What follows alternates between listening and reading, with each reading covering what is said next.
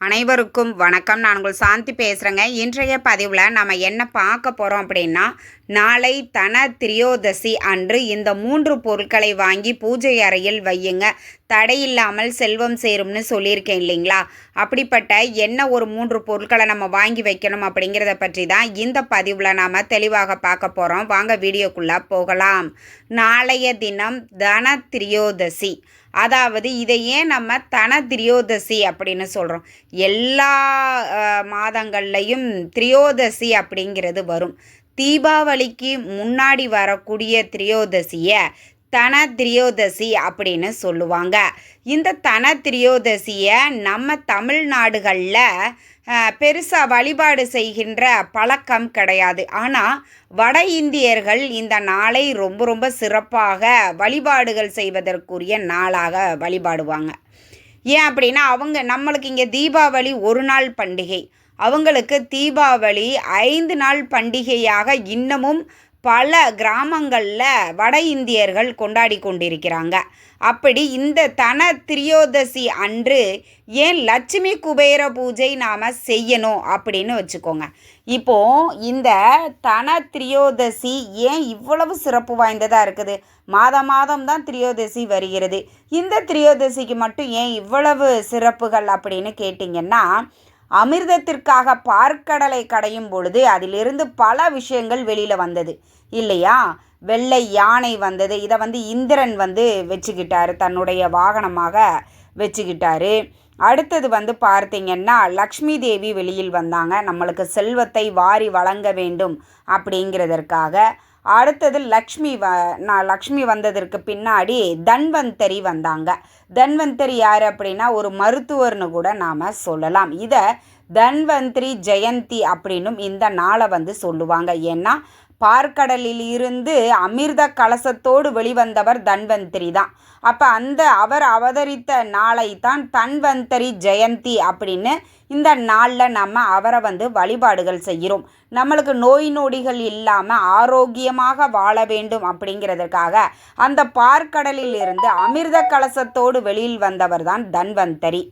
சரிங்களா? இப்போ ஏன் இந்த மாதிரி பார்க்கடலை கடையும் பொழுது லக்ஷ்மி தேவியும் வெள்ளை யானையும் பல தன்வந்தரியும் எல்லாருமே வெளியில் வந்த கிழமை என்ன திதி அப்படின்னா இந்த திரியோதசி திதியில் தான் அவங்க வந்தாங்க. அப்போ அந்த நாளில் நாம் லட்சுமி குபேர பூஜை செஞ்சோம் அப்படின்னா வாழ்க்கையில் எவ்வளவு ஏழ்மை நிலையில் நீங்கள் இருந்தாலும், எவ்வளவு வறுமையில் இருந்தாலும் செல்வச் செழிப்பு ஏற்படும் அப்படிங்கிறது ஐதீகம். அதனால் இந்த நாளில் வட இந்தியர்கள் தான் இந்த லட்சுமி குபேர பூஜை அப்படின்னு செய்வாங்க. தந்தேரஸ் அப்படின்ற அந்த பண்டிகையை இந்த நாளில் அவங்க வழிபாடு செய்வாங்க. இப்போது நம்மளுக்கு இந்த மீடியா ரொம்ப ஈஸியாக போச்சு. எந்த நாட்டில் என்ன நடந்தாலும் அது உடனுக்குடன் நம்மளுக்கு தெரிந்து விடுகிறது. அதை எப்படி செய்யணும், எதுக்காக செய்யணுன்ற பல செய்திகள் நம்மளுக்கு தெரிய வருகிறது. அப்படி வட இந்தியர்கள் செய்யக்கூடிய லட்சுமி குபேர பூஜை இந்த நாளில் அவங்க லட்சுமி தேவி அவதரித்த நாள் அப்படிங்கிறதுனால இந்த நாளில் அவங்க செய்கிறாங்க. ஆனால் நம்ம பக்கம் பார்த்திங்கன்னா தீபாவளி அன்றைக்குத்தான் லட்சுமி குபேர பூஜை அப்படிங்கிறது செய்வாங்க. தீபாவளி அன்று மாலை நேரத்தில் வரக்கூடிய 5:30 மணியில் இருந்து 8 மணி வரைக்கும் இந்த லட்சுமி குபேர பூஜை செய்வது அப்படிங்கிறது ரொம்ப ரொம்ப ரொம்ப ரொம்ப சிறப்பான பலனை கொடுக்கும். இதில் நீங்கள் இன்றைக்கி செய்யக்கூடாதுன்னு நான் சொல்ல வரல, கட்டாயம் செய்யலாம், எந்த தவறுமே கிடையாது. ஆனால் நம்ம வழக்கம் தீபாவளி அன்று செய்வது தான். உங்களுக்கு எது விருப்பமோ, தீபாவளிக்கு நாங்கள் வெளியில் போகிறோம், பல பிளான்ஸ் வச்சுருக்கிறோம், நான்வெஜ் எடுப்போம் அப்படிங்கிறவங்க இந்த நாளைய தினம் வரக்கூடிய சனிக்கிழமையில் தன்வந்தரி ஜெயந்தி, தந்தேரஸ், தன திரியோதசி அப்படின்னு பல பெயர்கள் இதற்கு உண்டு. இந்த நாளில் நீங்கள் தாராளமாக செய்யலாம். அதுவும் நாளைய தினம் சனிக்கிழமை சனி மகா பிரதோஷத்தோடு ஐப்பசி 1ஆம் தேதியும் வருகிறது. இப்படி பல விசேஷங்களை ஒரே நாளில் நம்மளுக்கு நாளைய தினம் வரக்கூடிய காரணத்தினால சூட்சமமான இந்த 3 பொருட்களை நீங்கள் வாங்கி பூஜை அறையில் வையுங்க. நீங்கள் லட்சுமி குபேர பூஜை செய்தாலும் சரி, செய்யவில்லை அப்படின்னாலும் சரி, இந்த பொருட்களை வாங்கி வச்சு ஒரு தீபம் ஏற்றி அன்னைக்கு வழிபாடு செய்யுங்க. இந்த தமிழ் மாதத்தின் முதல் நாள் குலதெய்வ வழிபாடு செய்வதும் ரொம்ப ரொம்ப சிறப்பான பலனை கொடுக்கும். நிறைய பேர் பார்த்திங்கன்னா இந்த தமிழ் மாதத்தின் முதல் நாள் குலதெய்வம் கோயிலுக்கு போயிட்டு வருவாங்க. ரொம்ப கஷ்டப்பட்டுட்டு இருக்கிறீங்க வாழ்க்கையில், ரொம்ப ரொம்ப ஒரு முன்னேற்றமே இல்லாமல், அடுத்த நாள் சாப்பாட்டிற்கு கூட வழி இல்லாமல் அந்த அளவுக்கு வறுமைகள் உங்களை வாட்டி எடுக்கிறதுன்னா, ஒவ்வொரு தமிழ் மாதத்தின் முதல் நாள், அது எந்த கிழமையில் வேணாலும் வரட்டும். இப்போ நாளைக்கெல்லாம் பார்த்தீங்கன்னா சனி மகா பிரதோஷமும் நாளைக்கு, அதே மாதிரி ஐப்பசி முதல் நாள், தன்வந்தரி ஜெயந்தி, தன திரியோதசி அப்படின்னு பல விசேஷங்கள் ஒரே நாளில் வருது. இது மாதிரியான சேர்க்கை வரக்கூடிய நாட்கள் ரொம்பவே அரிது. வரக்கூடிய வாய்ப்பை நம்ம சரியாக பயன்படுத்தி கொள்ள வேண்டும். நான் இதை பல பதிவுகளில் உங்களுக்கு சொல்லியிருக்கிறேன். குலதெய்வ வழிபாடு செய்வதும் நாளைக்கு சிறப்பான பலன்களை கொடுக்கும். என்னென்ன பொருட்களை நாளைக்கு நம்ம வாங்கி பூஜை அறையில் வைக்கணும் அப்படின்னு பார்த்தீங்கன்னா, முதல்ல மஞ்சள் வாங்கிட்டு வைக்கணுங்க. தங்கத்திற்கு நிகரான ஒரு பொருள் அப்படின்னு சொன்னால் இந்த மஞ்சள் தாங்க. மங்களத்தின் அடையாளமாக விளங்கக்கூடியது இந்த மஞ்சள். நீங்கள் கிழங்கா வாங்கிக்கலாம், தூளா வாங்கிக்கலாம், உங்களுக்கு எது கிடைக்குதோ அதை வாங்கிக்கோங்க. அடுத்தது பார்த்தீங்க அப்படின்னா வாசனை திரவியங்கள். நீங்கள் இந்த பர்ஃப்யூம் கூட நீங்கள் சேர்த்திக்கலாம், அதிலெல்லாம் ஒன்றும் தவறே கிடையாது. வாசனை திரவியம், ஜவ்வாது, புனுகு, இந்த மாதிரி வாசனை திரவிய பொடி அப்படின்னு கேட்டிங்கன்னா கூட இந்த பூஜை பொருட்கள் வாங்கக்கூடிய இடத்துல உங்களுக்கு அது கிடைக்கும். அதை நீங்கள் நாளைய தினம் வாங்கலாம். பஞ்சகவ்யம் நீங்கள் வாங்கலாம். மல்லிகை பூ, இந்த 3ஐயும் கட்டாயம் நாளைய தினம் நீங்கள் வாங்கணும். கட்டாயம் வாங்கி உங்கள் பூஜை அறையில் வச்சு ஒரு தீபம் ஒன்று ஏற்றி வச்சு வழிபாடு செய்யுங்க.